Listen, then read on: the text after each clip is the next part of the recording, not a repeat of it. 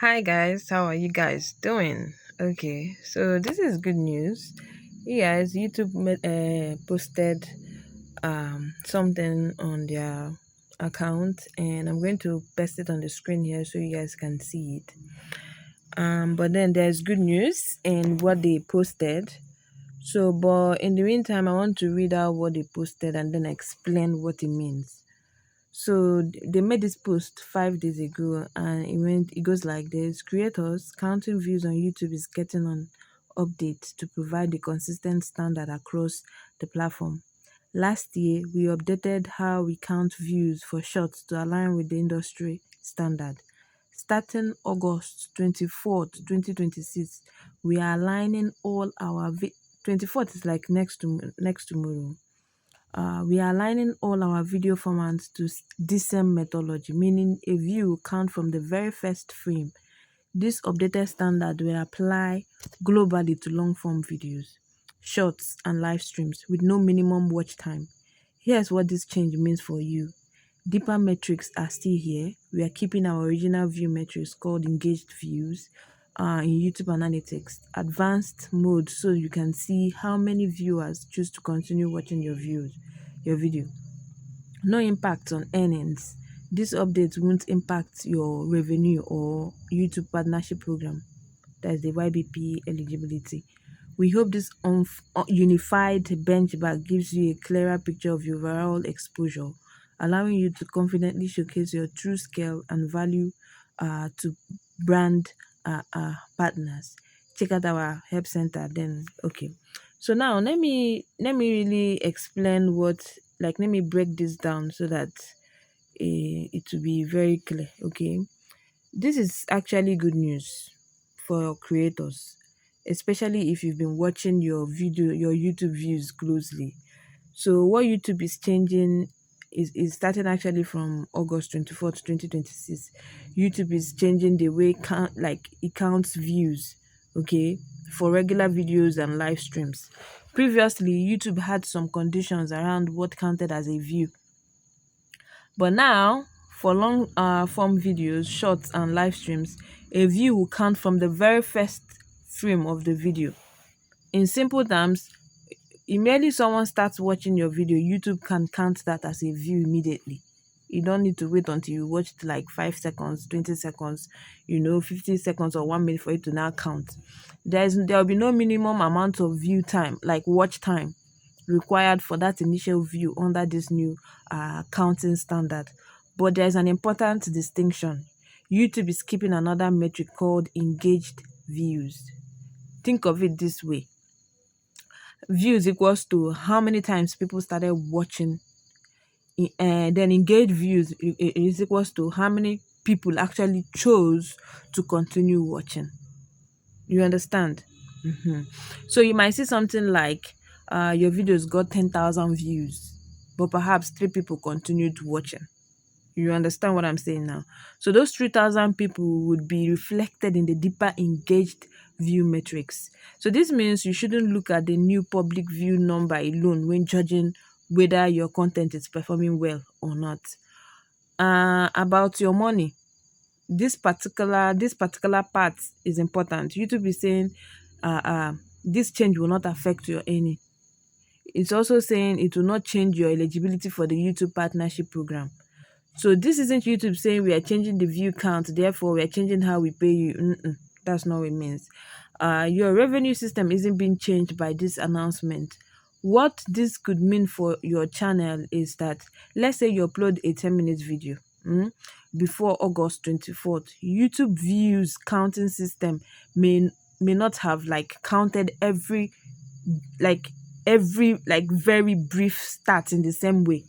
So after August 24th, someone clicks your video, the video begins, that counts as a view immediately.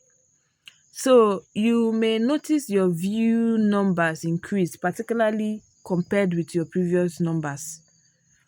But don't automatically assume, wow, my audience suddenly became much more engaged. Because some of that increase can simply come from the new counting methodology.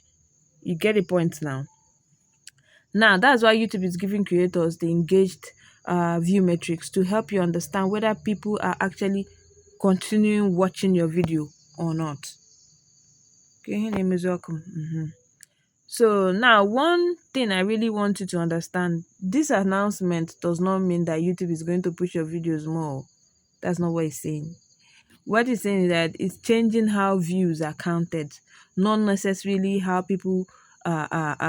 many people YouTube recommended your video to.